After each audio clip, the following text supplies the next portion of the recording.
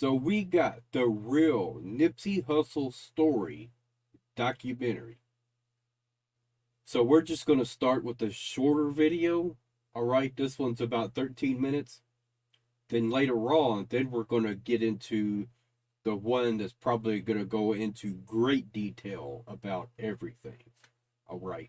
It's your boy Nipsey Hussle right here live and direct on Slauson with the Slauson boys. Hottest shit on the street. It's the only way up. Morning. The hip-hop stars ultimately and violent death. Nipsey Hussle was murdered in broad daylight.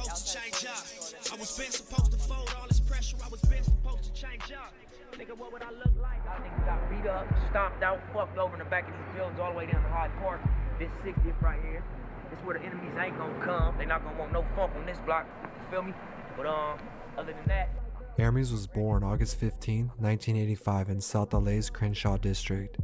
Although his parents separated, he grew up with both his mom and dad in his life, and they only lived a few minutes apart. His family consisted of himself, his little sister, and his older brother, who he would later refer to as Black Sam. Hip-hop was always a part of his life. As early as 6 years old, he was already memorizing songs by his favorite rap group, Criss-Cross. At the time, a lot of young artists were getting signed to labels and blowing up, so as long as he could remember, his only goal was to make music and sign a record deal. As a child, he was already writing his first rhymes, expecting that this would happen to him too. And when it didn't, he decided to give up. I thought I was gonna be like a young artist signed when I was a little kid. I guess when I was probably 8, 9, my goal was that by the time I'm 12, 13, I'll be signed and cracking. Till I pull up, light good up, park, hop out, and chunk the hood up. Look, I did it. You shut up. And the only difference. Growing up, his older brother Sam was always a huge influence on him. He looked up to him. As he grew into his teens and saw how Sam hustled for different streams of money, this motivated him to go get it as well. In 6th grade, he was already working his first job shining shoes at a shop around the corner in Slauson. Some days he was making almost $100. This was a lot of money for a kid his age, and even if he wanted to spend it all, he couldn't, so he credits this to teaching him how to stack and save his money. This only made him want to make more, so he started selling candy and mowing lawns on the side too. Even though he enjoyed making money, in the back of his head he knew he still wanted to pursue music. A friend who lived across the street from him was the only one on the block who owned a computer. He used his money he saved up to buy a microphone, and at just 11 years old, he recorded his first song ever over a Snoop Dogg instrumental. His mom saw how interested he was in music, so she ended up signing him up for a program that took kids to music studios and taught them how to use the equipment. Because of this, he gradually started to learn how to engineer his own music as well as make beats. His beats were actually what started to get him recognized in his neighborhood, as his friends started asking him for production. Despite all the side hustles he did to make cash, he still couldn't afford to buy his own studio equipment, as it was very expensive back then. So at 13, he started exploring other options. This is where he made his entrance to the gang culture. It was tricky, I was trying to get loose. See. I felt Yep. guilty asking mama for shoes. Weekends at my dad's house. Granny face on the news. That's when I knew that LA. So again, that's really interesting. And I really want to take a moment and really digest that information. All right. So you guys hear me talk about it all the time. It's desperation what leads to a lot of this mentality, right? And and if you have a natural born gift, right, whether it's basketball, musicianship, or something like that, then you have a lot more options, right?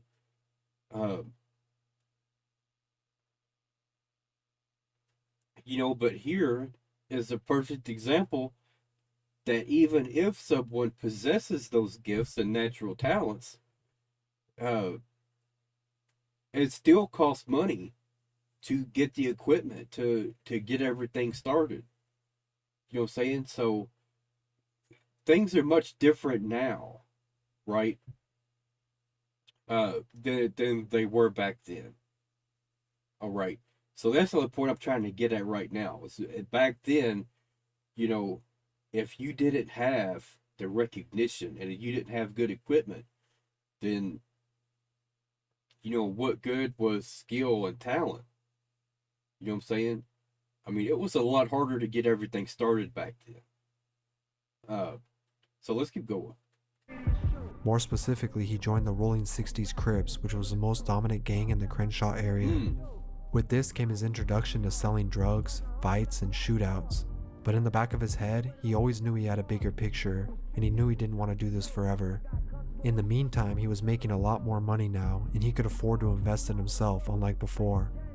Because of this, he ultimately dropped out of high school in 10th grade. Although he was capable of finishing it, it just wasn't the focus at the time.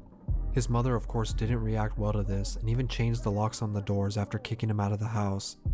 He moved around the corner to his grandma's, but he says this only provoked him more, as he was now unsupervised and could hang on the block all day. Being in the streets never distracted him from chasing his dream of music though. At about 15, he really started to consider it a way out. Initially, he was rapping under the name Concept. He ended up forming a rap group with his friends, which included a guy named Brian, who you might know as Kid Ink now. Their group was called the Stranded Minds. They ended up getting their hands on enough equipment to record and brought it back to their friend Rimpa's house. This is where their grind started. One day he was recording and realized he needed a name that better suited the way he lived.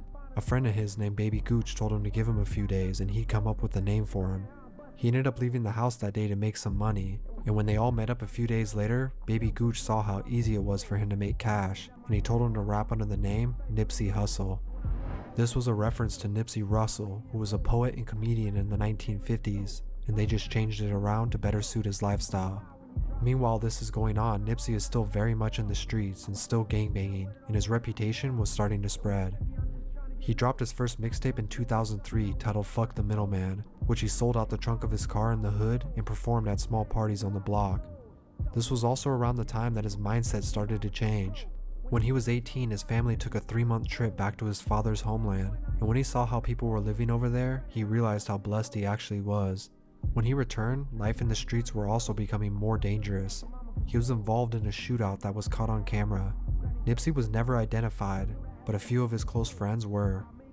When he saw the sentences they received, he realized this life was only going to lead him to jail or death, and this moment changed his life.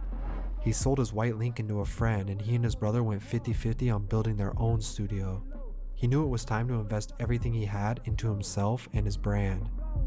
In early 2005, he filed the paperwork to start his own label called Slauson Boys. With his own spot to record at, he was able to turn out music much faster. In December of 2005, he released his mixtape Slauson Boys Volume 1. He printed out copies and gave them to everyone he knew to help pass them out. His pitch was, if it's whack, throw it out your window. And because of this, he says a lot of people actually took it and listened. That was my sales pitch. I'll be on Crenshaw and Slauson in front of the Master Burger. I just thought it was so many people that was, oh, check my CD out, buy my music. Yeah. I wanted to distinguish myself. So I'm like, if it's whack, throw it out the window. I'm going to sit right here. And a lot of times they'll be like, just because I said that, like, man, let me check that out, huh? Family broken, so I stand with my niggas. Okay. Showed up to every I never shootout, heard of I these ran before. from fellas. You know what I'm saying? I really don't understand. Right? I mean, I grew up listening to rap. All right? I grew up listening to Bone Thugs and Harmony, Tupac. I mean, all that stuff. Snoop Dogg, right? No one ever said anything about Nipsey Hussle. So I don't know, like, what year was it when he actually started, like, getting recognition? When he actually started putting out, like, albums and stuff? Y'all let me know that. His buzz locally started to form, but it was still very small. A friend of his named Big U saw the work he had been putting in and offered to manage him. This ended up being a great move for Nipsey, as Big U had many connections. One of those was a man named Steve Lobel, who heard the Slauson Boys mixtape and loved it. I mean, so Now far I Nipsey don't had know two any of these managers. guys. Steve and Big U pushed his vision like it was their own. His managers even got him his first taste of the mainstream in 2006 on Tupac's posthumous album, Pac's Life, where Nipsey featured on a song. But just as everything was going well, he was still facing setbacks. Wow. He was featured on a song with Tupac? Y'all please confirm that if that's true. All right. In November of that year, his brother's house got raided by the cops, and they ended up taking all their studio equipment. Nipsey ended up facing charges as well for a shotgun they found. This setback caused him to hit the streets again to make some money for a lawyer, but luckily for him, he already had a lot of music he previously recorded. He put that music on a demo tape, and one day he was on the block when rapper The Game pulled up to a red light. Nipsey gave The Game his demo tape, and he The ended up calling Game? him that night to work. The Game wasn't I've heard of The Game. Now, the first thing I ever heard about The Game was when he put out the diss track against Eminem, if that's the same person. Like, I'm pretty sure it is, though, right? That's pretty unique name, right? put that music on a demo tape, and one day he was on the block when rapper The Game pulled up to a red light. Nipsey gave The Game his demo tape, and he ended up calling him that night to work. The Game wasn't the only one taking notice of Nipsey's hustle, and a film director even reached out that same year, casting him in the Bone Thugs and Harmony movie, I Tried. While on set filming the movie, he would meet Johnny. Really?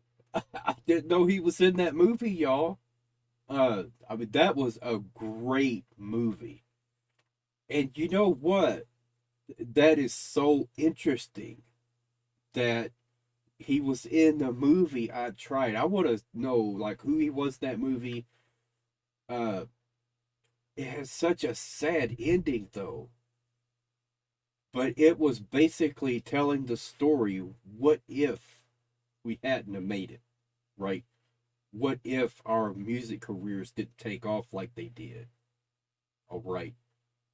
And that is ringing so many bells with Nipsey Hussle.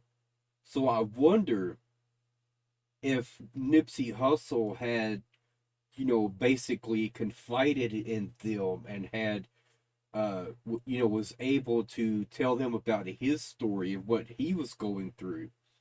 And he was having to do, gang activity and do stuff he didn't really want to do, but he felt like he had to in order to, to get past it and get out of that lifestyle altogether. It's really interesting. All right. Shipes, who had his own label under Sony and Epic Records. He was the only person at the time who was willing to take a chance on Nipsey because of his gang affiliation. And he was like, well, there's this kid Nipsey Hussle, but he's a real street dude. I don't know if you're gonna wanna, he's in the mix out there. So I looked him up and he had like one song on there, this song called Bullets Ain't Got No Names. And I was like, yo, this is fucking incredible. To the people, I'm a hero unsung. Good thing I don't want fame, I want funds. But if they say my name, the bell rung. I've been through so much pain, I feel numb. But once again, trouble found its way back into his life. Right after signing his deal, he was at a party where an underage female falsely accused him and others of sexual acts. Now that he had money from his deal, he was able to hire a good lawyer and beat the case within 2 months, so it was time to push his music to another level. He was getting buzz for a track he had out titled Bullets Ain't Got No Name, which was produced by Kid Ink. This would also be the title of his first mixtape under the label, which dropped in April of 2008 and got his foot into the industry. Now other West Coast rappers like Game and Snoop Dogg started co-signing his movement and made songs with him. Okay. He followed this tape up with Volume 2, which had the song Hustle in the House. In the music Again, I don't understand how I never heard of him. You know what I'm saying? video to this song, they all wore Crenshaw sweaters, and after this video dropped, people started asking where they could get one. Nipsey, Black Sam, and Fat started selling the shirts on the corner, but the police kept confiscating the clothes. So they ended up leasing a store which would become the original Marathon clothing store. Throughout 2009, Nipsey continued to drop music as his buzz was rising fast, but he was still chasing a mainstream name, despite working with Snoop Dogg, Drake, and many others. In 2010, Epic Records had budget cuts, and instead of throwing Nipsey off the label, they decided to give him his own imprint, which birthed the All Money In Records. This momentum got him featured on the 2010 XXL Freshman list alongside J-Rock, Big Sean, and J. Cole. At this point, his name was getting recognized, but his music still wasn't selling the kind of numbers he and the label expected. He ended up deciding to stay fully independent and do it all himself. Wasting no time, he dropped 2 more mixtapes on his own, the Slauson Boys and the Marathon. Although they performed well, the celebration was short. The Marathon. I recently started understanding what DJ Khaled was talking about, right? So I did end up finding out the video that Joyner Lucas put out, Devil's Work, right? When he said it's a marathon, but they're running from us, or it was something like that, right? So I did end up figuring out that he's talking about Nipsey Hussle right there. But I didn't know any further context than that. Just that that was something that was tied to Nipsey Hussle. Something about a marathon. All right. So now I'm starting to get more context into that. All right. There was also a performance from DJ Khaled on SNL, where he was talking about Nipsey Hussle. But at the time, like, I had no idea who he was talking about. All right. Or what had happened. Because that was after, pretty soon after he died, I believe. But, I wasn't really paying any attention to news or anything like that at the time.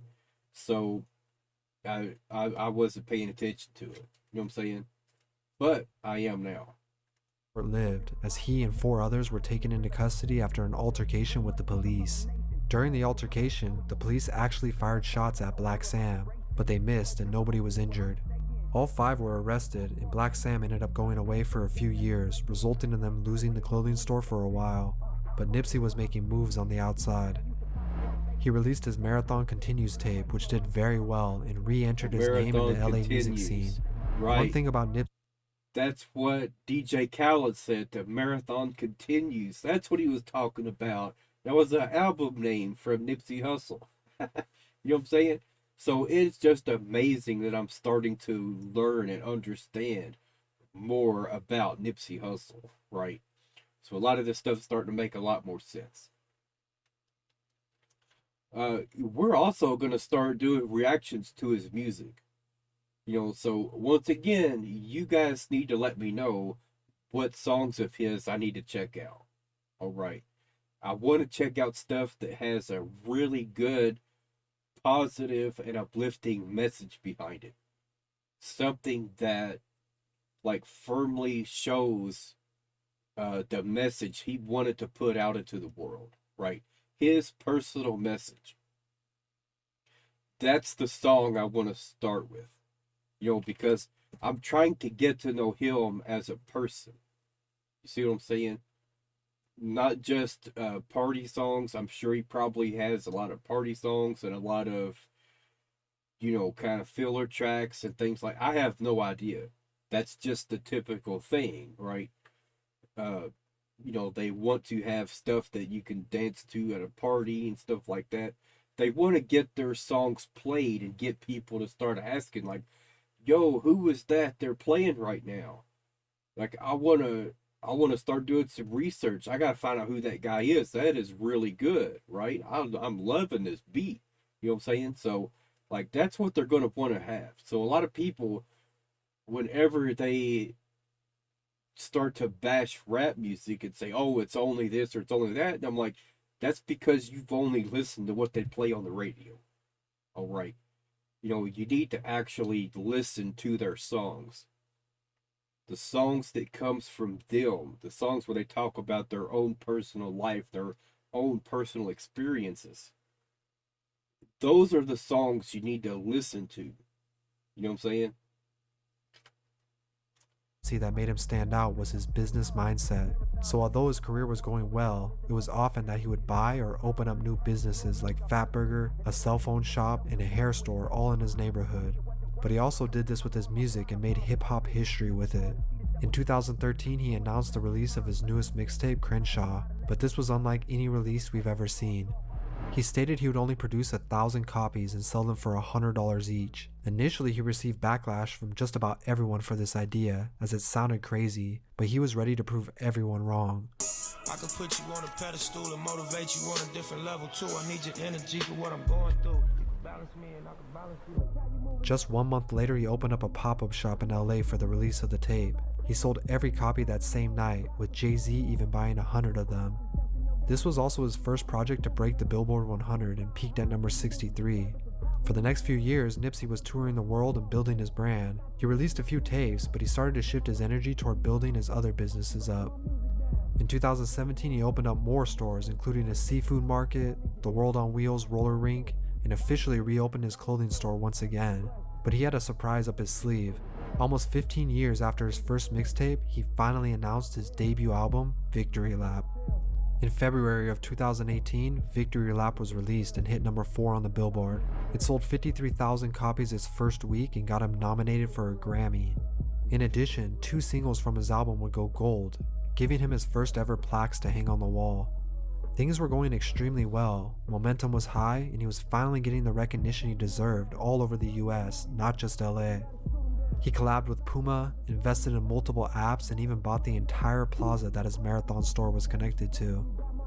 This was a huge accomplishment for him, as he said this was the same plaza he used to hustle by, and now he owned it legally. The space and created the marathon store, but then we just bought the building recently. So You bought the building. yeah, we bought the whole building. Yeah. His single Racks in the Middle with Roddy Ricch dropped and was his highest peaking song to date. Things were looking better than ever. And to my understanding, like, that's where he went wrong. All right. That his past caught up with him. It's from my understanding that this was someone that he had beef with back in the day.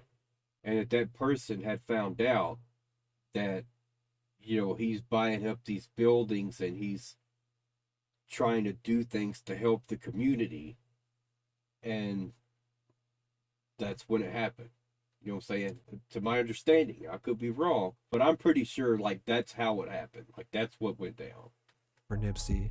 But on March 31st, 2019, Nipsey woke up and headed to the clothing store to help out a friend who was just released from prison and give him some free clothes. He was hanging out and taking pictures with fans like a normal day. At 2:52 p.m. he tweeted, "Having strong enemies is a blessing." But unknowingly, this would be the last thing he said on social media.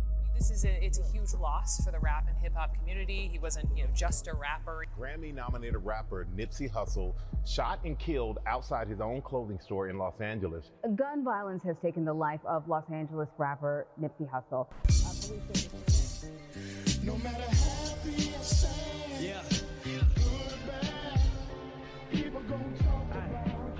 Just minutes later, a man walked up to Nipsey and a few others outside their store and opened fire.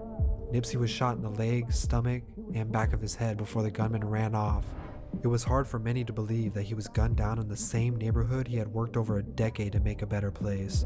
The support for Nipsey's passing reached farther than just the hip-hop community, as he represented a lot more than just his music. That was Nipsey Hussle's last day with us, but before his passing, he ensured everyone understood that the marathon would continue. Best thing you can do for a person is to inspire. That's the best currency you can offer them, inspiration. And so when a person can rely on you for that, that empowers them. Oh, man. What a great documentary we had right here. You know what I'm saying? Absolutely loved it. Like, these guys, they really took their time, but they really, I think, told a really good story here, right? And really got to start showing us Nipsey Hussle, right? So I've learned a lot about Nipsey Hussle from this. So I think the next video we might do a reaction to one of his songs. All right. If you guys request something, all right. If not, then we might start with the long documentary. That's going to be broken up into parts, probably 3 different parts. All right. So, you guys got to let me know what I need to start with, right? Because I want to do his music justice, because you already know I'm going to react to the video. I'm going to be looking at the lyrics. Then I'm going to go through like the whole song and try and break everything down and make all the pieces fit together, right? To end up with one cohesive message, right? Like, that's what I try to do. So, all right. That's it for now, y'all.